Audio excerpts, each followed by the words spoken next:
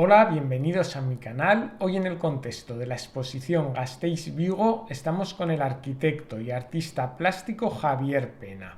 Desde su primera exposición individual en 1975 ha realizado varias exposiciones y además también ha participado en casi 90 exposiciones colectivas. Este artista también ha recibido numerosos premios de pintura. Buenas tardes. Marijo Lojo te planteó participar en el proyecto Gasteiz Vigo. ¿Qué te hizo implicarte en él y qué es lo que más te llamó la atención? Bueno, más que nada el sentirme honrado por la invitación a este proyecto. Uno por lo interesante y por las expectativas que plantea, y otro también por la ocasión, porque es un momento con el tema del COVID en que todo parece desvanecerse, todo parece apagarse, no hay apenas actividades, menos los artistas plásticos. Entonces, eso por un lado. Y bueno, también debo de agradecer también el vincular la actividad artística de dos tierras diferentes con las que pretendemos de alguna manera artísticamente hermanarnos. Muy importante agradecer la colaboración de todos los que estáis echando una o dos manos para que esto pueda llevarse a efecto, y sobre todo el trabajo incesante de Marijó con su ilusión, su entusiasmo, la pasión que pone en todo ello, que es muy de agradecer. Háblanos de la obra que has presentado a la exposición. Vamos a ver cómo cuento esto de una forma un poco amena, sin aburrir. Yo soy arquitecto y artista plástico desde hace 50 años.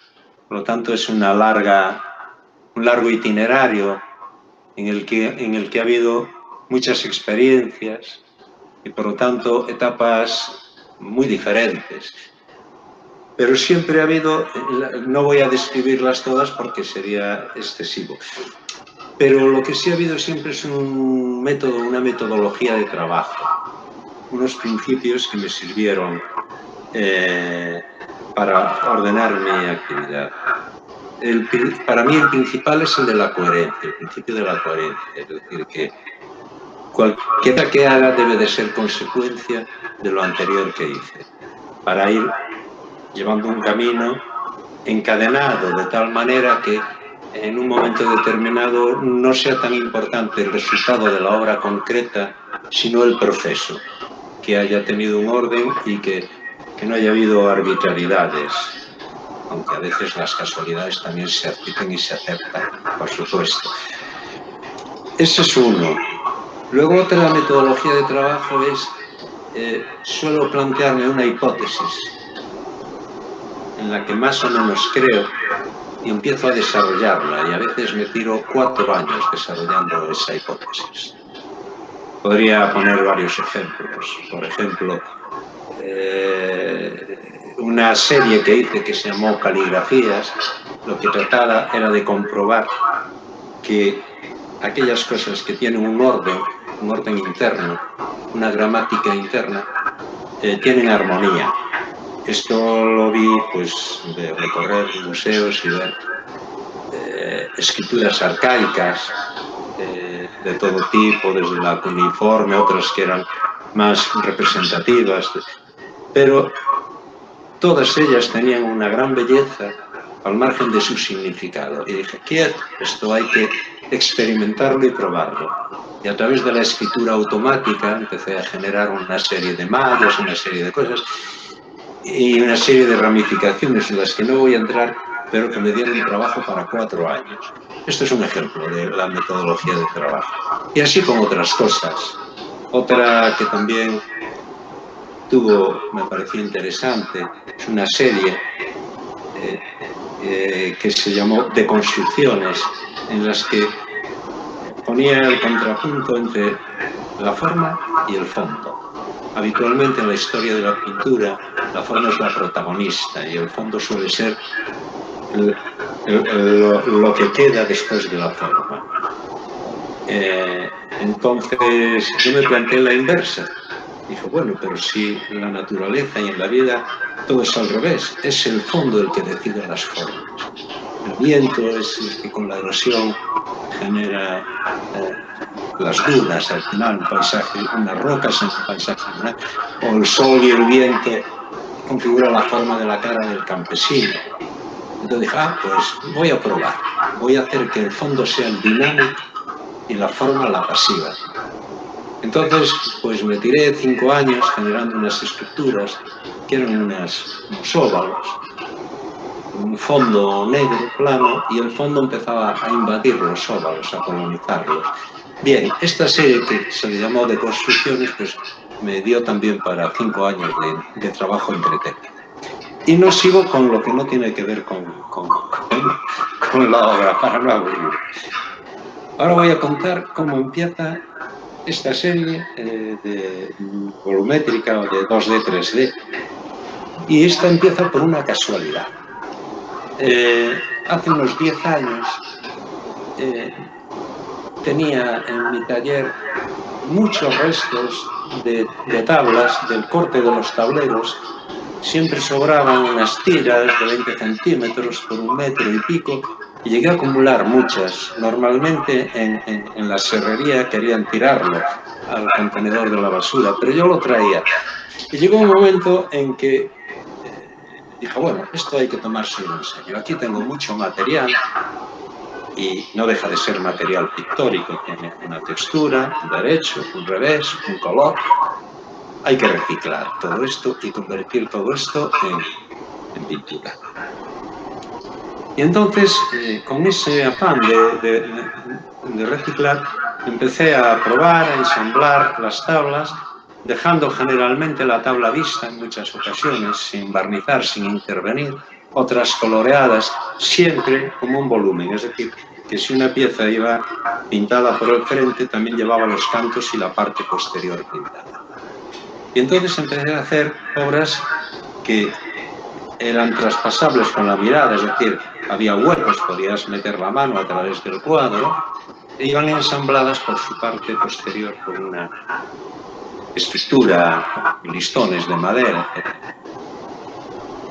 Entonces, claro, el resultado de esas obras era que, desde mi punto de vista, la parte frontal de la obra, la cara principal, estaba ordenada y equilibrada porque ya lo había diseñado previamente, ¿no?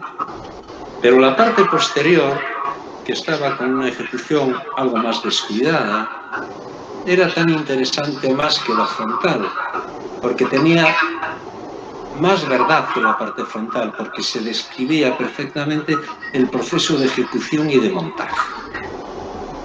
Entonces yo dije, bueno, estos cuadros están pidiendo saltar de la pared, deben de verse por detrás también.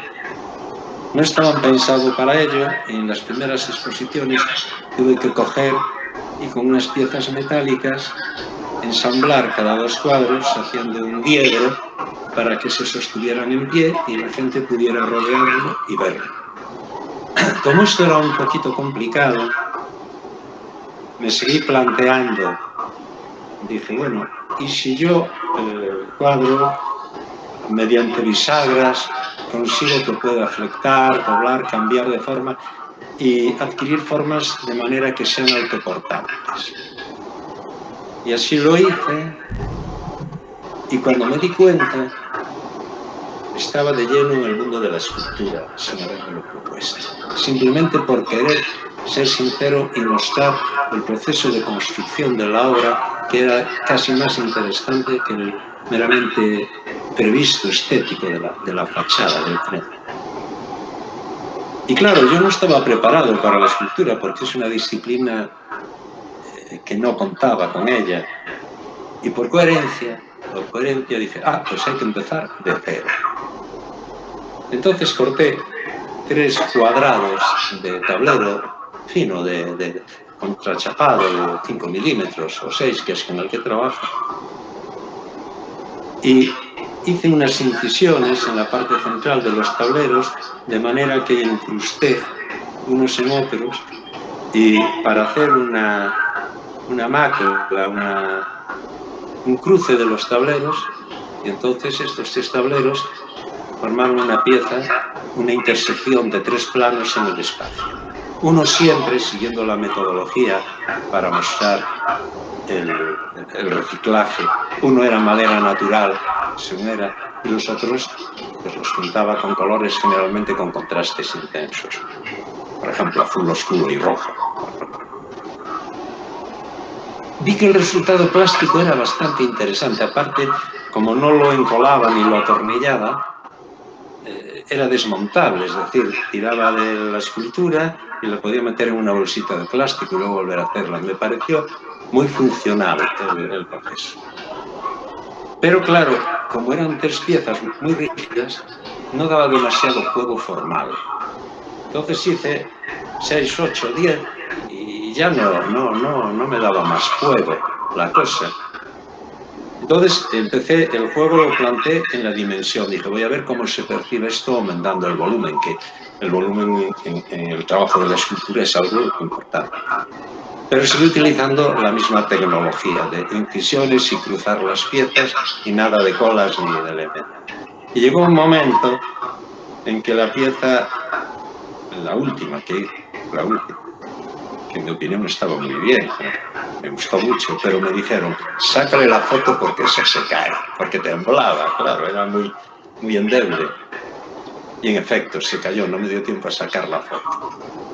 Y aquí empieza de verdad la historia de la obra que presento.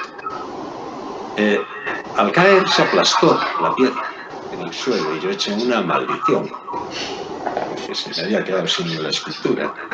Pero después la vi en el suelo, allí aplastada y destruida, y vi que me estaba mostrando algo con lo que yo no contaba, que es que seguía mostrando las 3 dimensiones, el 3D totalmente plegado. Y me recordó a estos fósiles que ves el murciélago, el bichito aplastado con las patitas asadas, está en un plano apenas, es una especie de bajorrelieve, pero se ve muy bien las 3 dimensiones. Y dije, esto es un camino nuevo que me brinda el azar y hay que aprovecharlo. Entonces cogí un bloc de dibujo y empecé a dibujar todas las esculturas, las volví a pasar al plano y de ahí al tablero. Recorté los tableros y empecé utilizando siempre la misma disciplina, una pieza de madera natural, otra de un color y otra, buscando el contraste. Y yo mismo me sorprendí del efecto 3D que se podía lograr, es decir, hasta el extremo de a veces poner la pieza plana y la escultura real, separarme un poco y no distinguirlas. Dije, bueno, esto es un camino muy interesante porque además me permite jugar con el espectador. Es un tema de análisis de percepción visual. Entonces, utilicé como disciplina, como método, porque claro, el 3D en la pintura, la tercera dimensión, hace siglos que se domina, pero si le quitas todo, si le quitas las sombras arrojadas, si le quitas los desvanecidos, si le quitas todos esos efectos y te quedas solo con 2 cintas planas y un tablero natural, ya no es tan esperado ese efecto realista. Y sin embargo, me di cuenta de que el espectador, yo mismo, al verlo, añadía todo aquello que faltaba. El cerebro, de forma automática, añadía todo lo que faltaba y se producía un trampantojo, de manera que tú lo percibías como algo real. Entonces, se planteó me pareció un interesante análisis espacial sobre realidad y apariencia. Seguí experimentando y viendo distintas posibilidades. Al principio, las piezas que se interpretaban eran las de las esculturas, es decir, eran láminas finas, aparentemente finas, que pintaba los cantos para sugerir este efecto tridimensional. Pero claro, enseguida te pide más la cosa y quieres pasar a volumetrías más densas. Entonces lo que es liviano, hacerlo muy volumétrico para que, aparte de la sensación espacial, dé sensación de gravedad, de peso. Con lo cual el engaño es doble, no solamente aparecen unos volúmenes que no existen, sino que la sensación de percepción de algo que pesa mucho, que es muy denso, es contradictorio a cuando luego el espectador lo ve y ve que es un objeto muy liviano, que se puede levantar con 2 dedos. Y en ese juego de diálogo con el espectador estuve entretenido unos cuantos años, de ahí el nombre 2D, 3D. Ya estoy terminando. Me llevó a muchas reflexiones el tema. Una, la primera, yo no sé si le pasa a todos los artistas, a mí me pasa. Me muevo siempre en una especie de bucle del que es imposible salir. Es decir, si recuerdo ahora mis años de estudiante de arquitectura, en que era un buen dibujante de plumilla, la técnica de la plumilla era la intersección de líneas entrecruzadas, generalmente 3 líneas delimitaban, hacían una delimitación triangular y por superposición de eso se iban generando mallas para los sombreados, etc.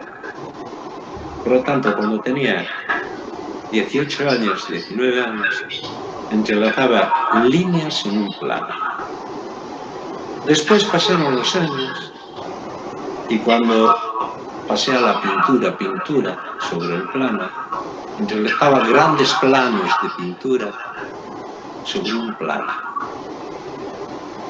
Siguieron pasando los años y entrelacé 3 planos volumétricos, pero planos, finos, ya en el espacio.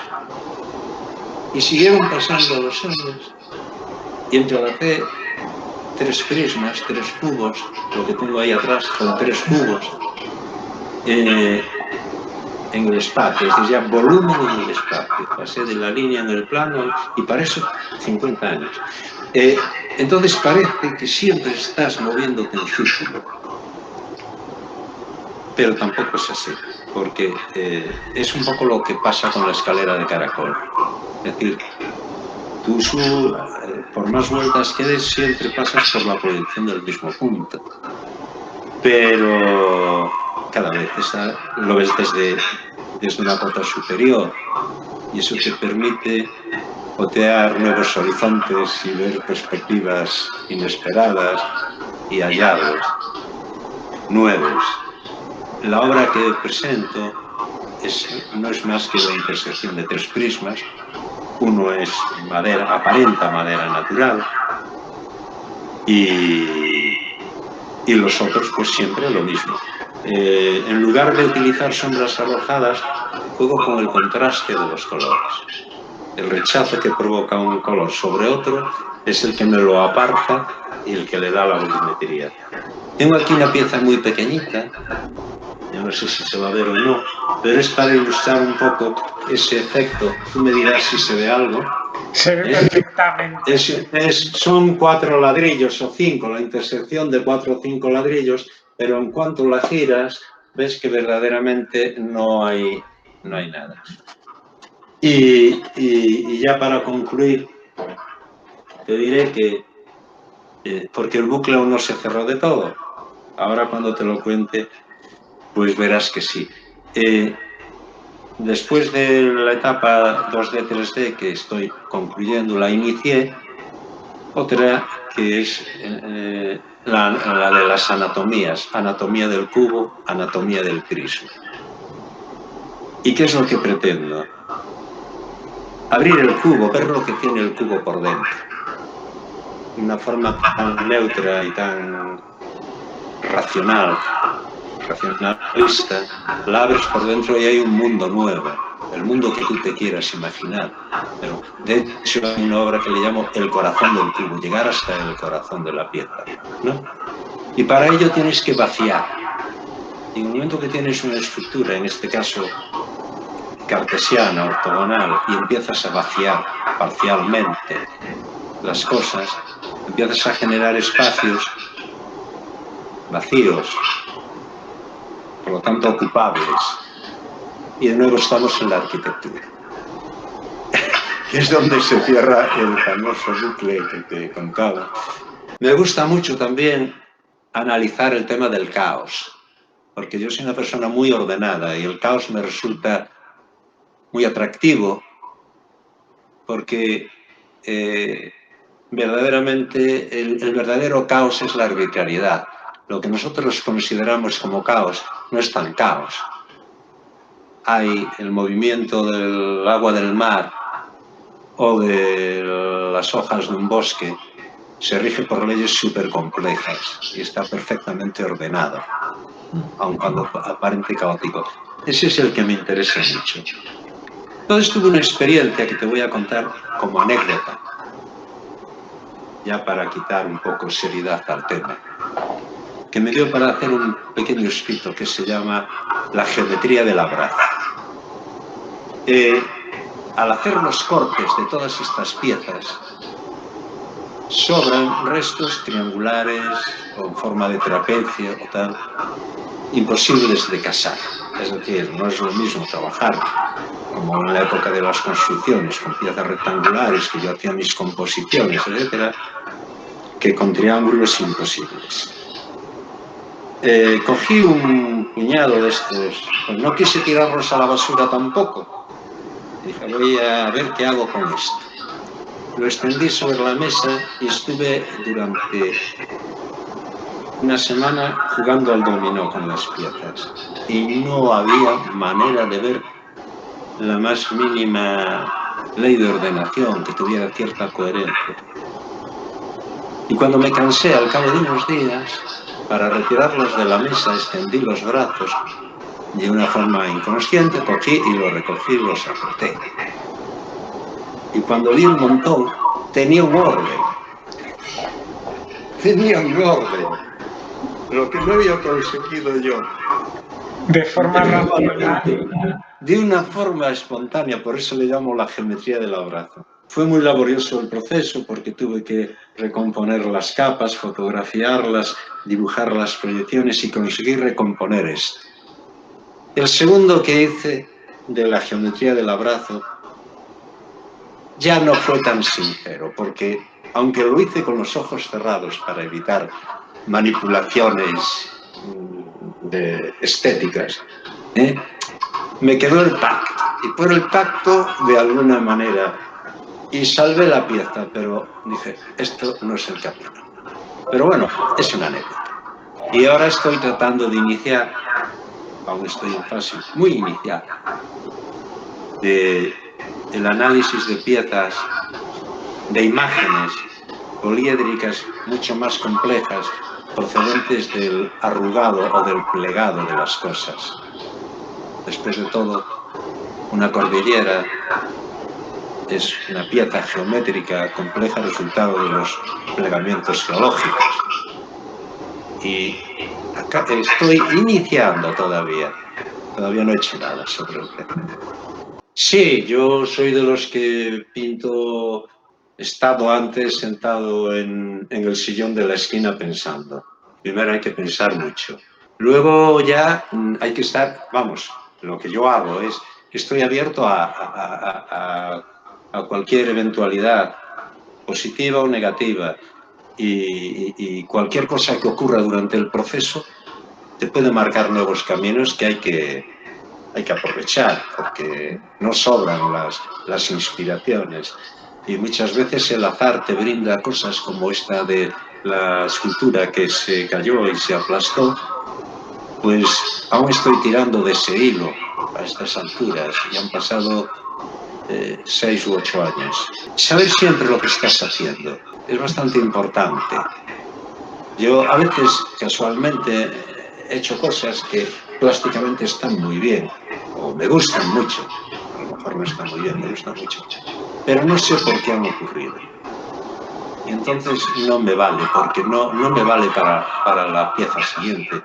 Y concluyo con esto que te decía, que casi más importante que la propia obra de arte, la propia pieza, es el itinerario, el camino que ha recorrido, ¿no? Es lo que dicen los orientales, todas las disciplinas, de las técnicas de lucha o del do, ¿no? O sea, el judo, el camino. En el fondo hay una interacción entre el artista y la obra de arte. Es decir, el artista transforma la pieza, pero la pieza debe de transformar al artista.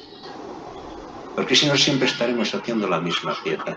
Es muy importante que cuando hayas concluido una pieza, tú ya seas distinto, para que la próxima pieza tenga algo nuevo.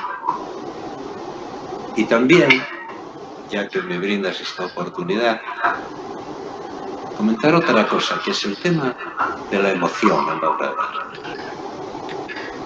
Para mí la emoción va vinculada con el riesgo que se asuma, como todo en la vida, como todo en la vida. Entonces, la dificultad está en buscar ese equilibrio, en asumir el riesgo que tú eres capaz de controlar. Porque si asumes más, la obra fracasa. Y si asumes menos, si vas sobre seguro, la obra es fiel. Y esto nos lo enseña la vida en el propio proceso de locomoción de los seres humanos, los seres bípedos. Los niños, cuando empiezan a caminar, hay un momento que es el de dar de un paso al siguiente, bueno, los niños y los adultos. Entre un paso y el paso siguiente hay un instante en que quedas sobre una sola pierna de equilibrio. Tienes que controlarlo, pero si no eres capaz de hacer ese proceso, no eres capaz de avanzar.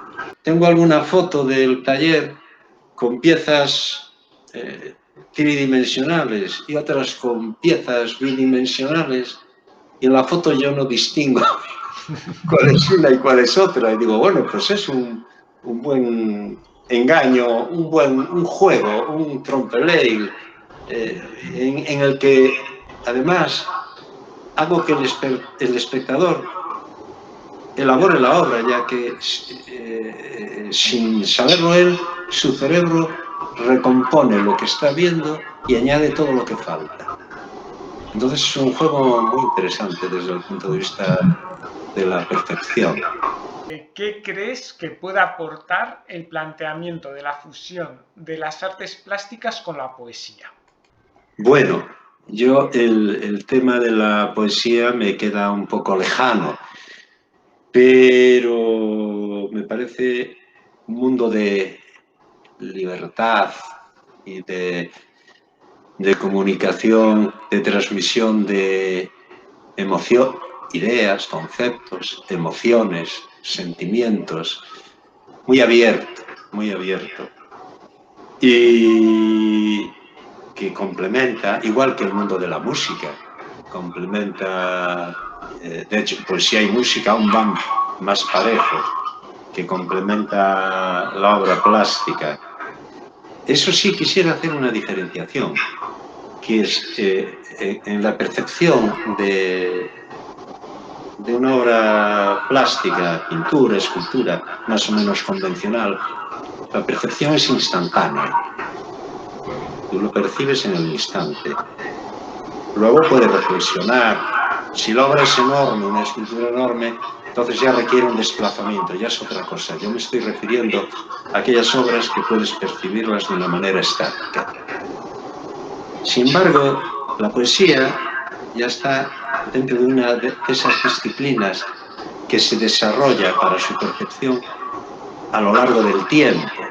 Es decir, necesitas tiempo, desde que empieza hasta que termina. Entonces ya la percepción ya es distinta, porque tú en cada momento estás percibiendo lo que estás oyendo,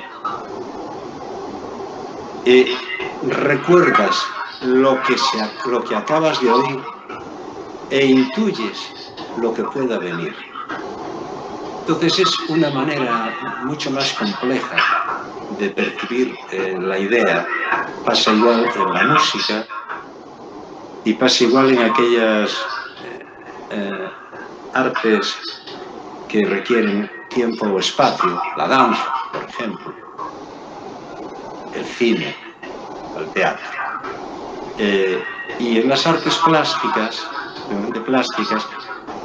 también las artes a través de vídeo, que esas ya requieren. Por lo tanto, la diferencia es que ya la poesía se mueve en la cuarta dimensión. En parte utiliza la cuarta dimensión, mientras que en las artes plásticas, en general, se mueven en 2 o 3 dimensiones. Pero todas ellas pueden complementarse perfectamente y ayudarse unas a otras. La arquitectura ya es un tema más complejo, porque la arquitectura ya entra en el aspecto de la funcionalidad, de la economía, de las legislaciones, el estético, la volumetría. También requiere, en cierto modo, la cuarta dimensión, porque hay que recorrerla, hay que desplazarse. Ya entra el espacio de por medio. Bueno, no sé si te conté un poco. Sí. Pues muchas gracias, Javier. Y bueno, a ver si podemos vernos en persona después de esta exposición, que ahora con el tema del COVID no es posible, pero bueno, a ver si para cuando se organice la de Vigo podemos desplazarnos. Bueno, pues muchísimas gracias a ti y a todos los que habéis colaborado en esto. Muchísimas gracias. Gracias a ti. Lehortea. Lehortea dut segika, eta egarri ditut harriak. Espain ihartu du naizeak ostosiku bat dakar nire gana. Manta zahar batek irriste egin du nire aurpegitik, eta higatu egin da. Haizeak gogor jotzen du, musu batekin umeltzen ez dakien gorputz lehor honen kontra. Sekula euki ez duena ematen ez dakien haragizko harri honen kontra. Una sequedad. Una sequedad me persigue, una ausencia de líquido que dé de beber a la piedra. Me persigue por la acera una hoja seca empujada por un viento de labios cuarteados. Una manta resbala por mi cara y se desgasta. El viento sopla fuerte contra este cuerpo seco que no sabe humedecerse con un beso, contra esta carne de piedra incapaz de dar lo que nunca tuvo.